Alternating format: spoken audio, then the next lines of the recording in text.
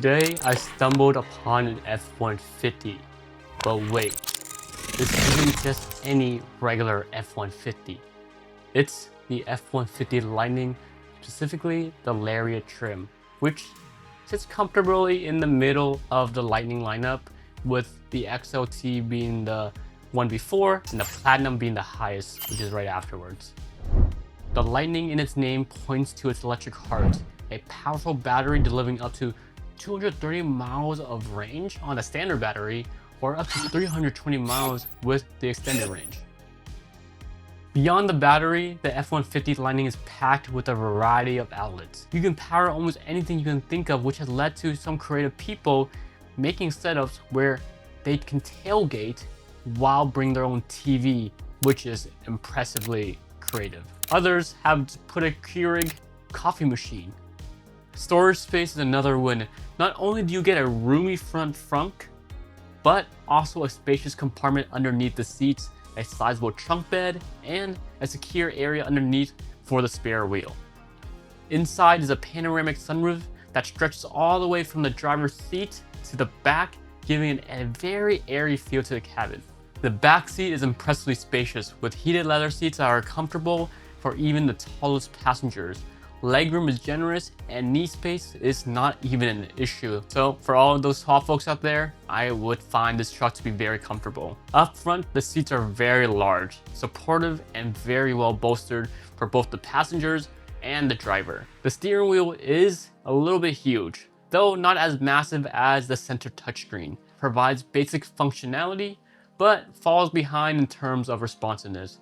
While some users report the lag isn't as noticeable or severe, I think that coming from 60 Hz or even 120 Hz, the refresh rate and the response time are quite noticeable, which feels dated, where even an 05 Honda have a better system. And this is a 2022 model. Ford really needs to update this. For those prioritizing truck capabilities over tech though, the F-150 Lightning is a solid choice.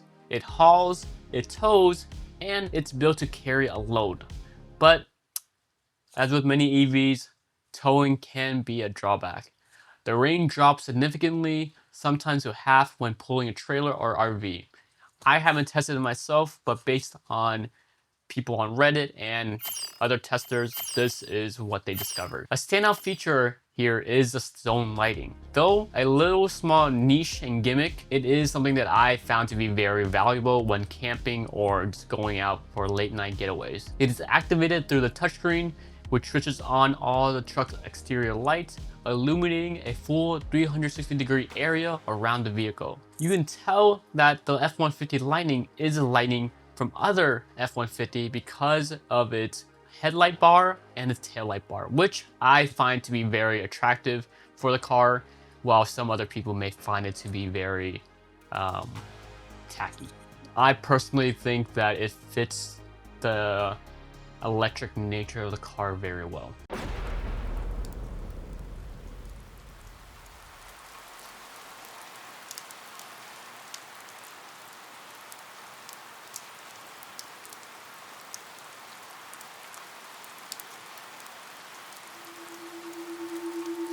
Looking at the F-150 Lightning, you'll be forgiven for mistaking it for a regular F-150.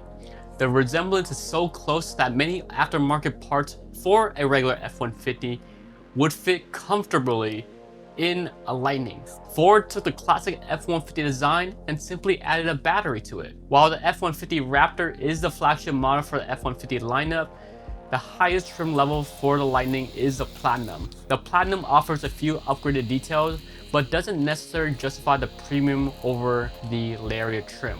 If there was a Raptor version of the F-150 Lightning, however, I think you would see noticeable improvements and aesthetics in terms of performance and exterior design. The most visually distinctive element on the Lightning is the front and rear light bars, as I said, setting it apart from the typical F-150, which to some, again, is tacky, but to others is the only distinctive and drawing part of the electric version of the truck. EV enthusiasts might find the Lightning's conventional design underwhelming. It lacks the futuristic style of a Rivian or a Cybertruck. To the casual observer, it could easily be mistaken for a regular F-150. Although I did compliment on the Lightning's large size, It is a double-edged sword. Navigating tight spaces, especially roundabouts or cramped parking garages, can be quite challenging. The truck's width and height can be intimidating in urban settings. Aside from that though, the biggest major downside of the Lightning is its MSRP price. Dealership markups for new F-150 Lightnings are quite steep, driving many buyers to look at the used market. The interior is comfortable, but contains quite a few plastic components which can stain easily and feels below premium for its MSRP price. For a truck this size and it being electric, there is a certain lack of safety features that comes with it. While there is a standard blind spot monitor, it only provides a small little indicator light, letting drivers know that there is a vehicle on the side or in your blind spot, of course. The funny thing about the truck, however, is that there is a rear view camera and a truck bed camera, but there is no side camera monitoring system or even a dash cam, which I think is a very huge miss for a truck this size that has so much potential and capability.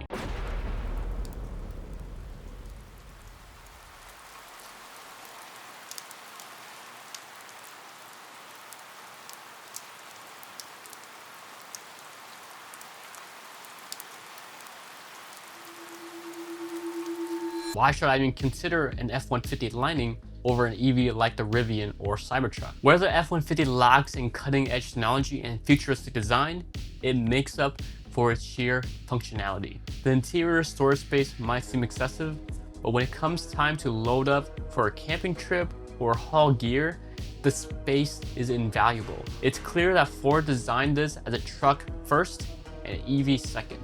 The frunk especially is a game changer. It gives a very convenient weather-protected storage option that traditional F-150s can't match. Coupled with the savings on fuel costs, it is a solid incentive to consider a used F-150 Lightning. For a truck this size, the Lightning is impressive with 580 horsepower and 775 pound-feet of torque, hitting 0 to 60 in roughly 4 seconds with the extended range battery. It's a powerhouse in terms of performance. The F-150 Lightning offers unmatched cargo capacity at its used market price points, surpassing even the Rivian and Cybertruck in sheer storage and utility. For those who just want a truck without excessive gimmicks, it is an appealing choice. The most attractive feature though is the price on the used market, with Lightnings under 20k miles now depreciating by around $30,000. It presents incredible value compared to other EV trucks, but for sheer practicality and at an affordable price, the Lightning holds its ground. In the end, the F-150 Lightning may not be the futuristic EV truck that turns heads, but for those looking for a reliable workhorse with electric power, it is a strong contender, especially on the used market.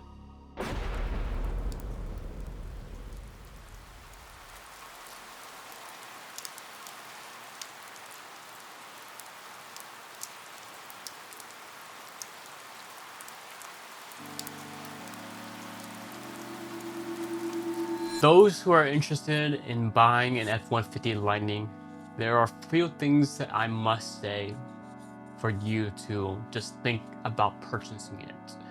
1. Do not buy the truck new. Looking at it here, the starting price for the lowest trim model is $62,000. And even for the lowest trim model, I don't think an F-150 Lightning is even worth that price. Looking at the used market, the depreciation on it is so bad that it's comparable to BMWs, because customers know what the truck is worth and how much they're willing to pay for it, and a new F-150 Lightning is not worth paying $62,000 for before all the other things, which is probably going to equal up to $70,000 after taxes and other fees. Secondly, buying in the used market, you would have to look out for 2 things that's not really specified. It's the standard battery and the extended battery. Both are crucial to know about, but knowing the extended battery range and the standard battery range is even more important, because your range is not going to be exactly at 100 all the time, and so therefore you should aim for your battery estimates for your travels to be at 80%. Another thing to know is that if you're planning to tow and do a lot of towing, this truck is not going to be right for you.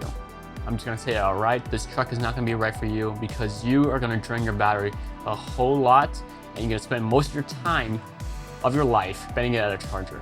Unless your job site has a charger for your car, you're going to find a very, very noticeable power performance loss and range loss based on towing alone. And obviously it depends on what you're towing. If you're towing a standard RV, you're still going to have some type of loss.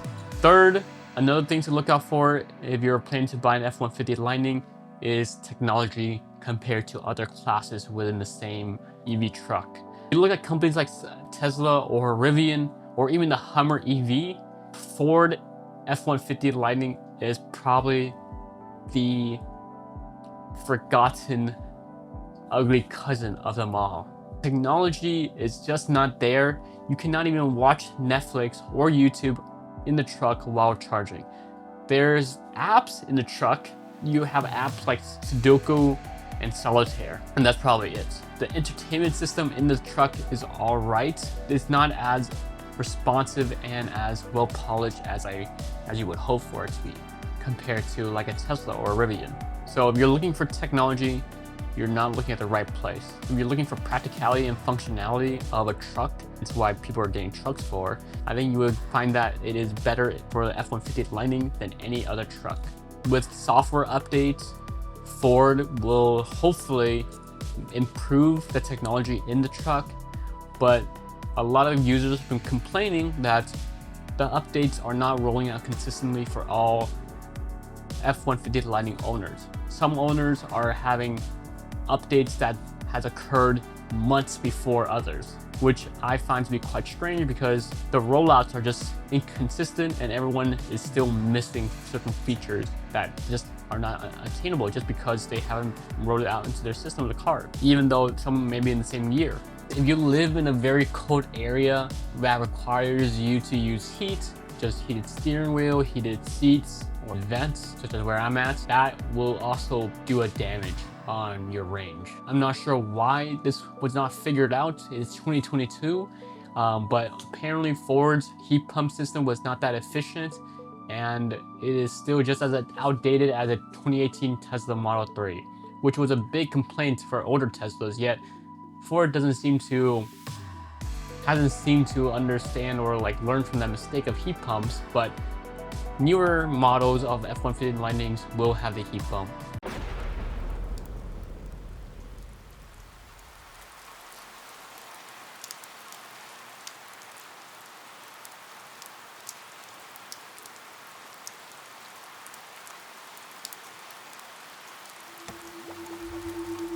So now I have a message to Ford for the F-150 Lightning. What you made of the F-150 Lightning is incredible. You took an F-150, put a battery in it. And I think that it's incredible because you didn't have to change much. This is what a lot of Ford people are looking for. They're not looking for a Rivian. They're not looking for a Cybertruck. They're not looking for a Hummer EV. They're just looking for a regular F-150 and having it to be electric. But for many people who are interested in EVs, I would assume that they are interested in the technology of the car.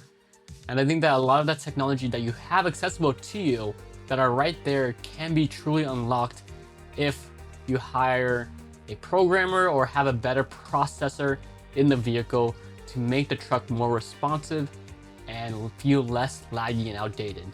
Sometimes clicking the temperature button to change the temperature has a delay and lag when you're switching up or down, which is just unreal for a truck this year. You have cameras in the truck bed, cameras and lights almost practically all around the truck, yet there's no safety features that advances the truck and make it distinct from a regular F-150.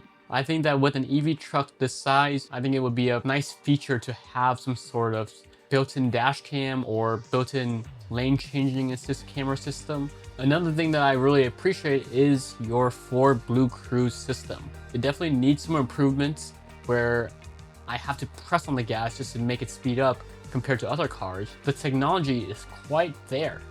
It is there because the sensors are working and notices the lane quite well and drives perfectly straight where I want it to.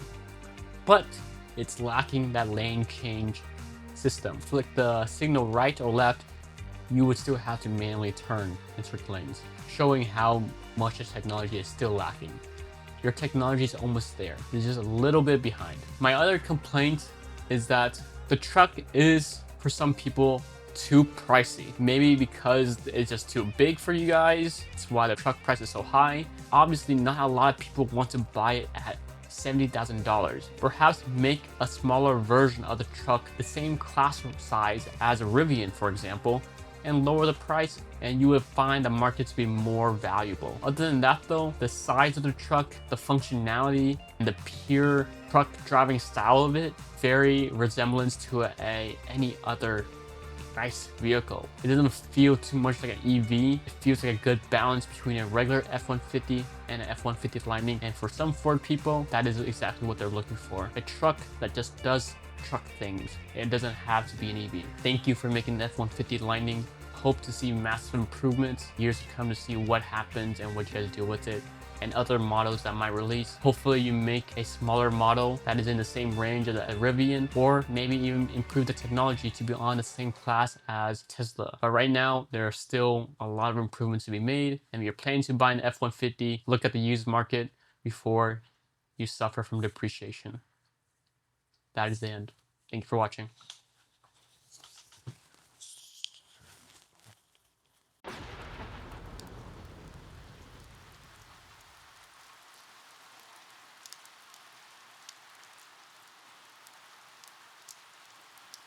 Shit.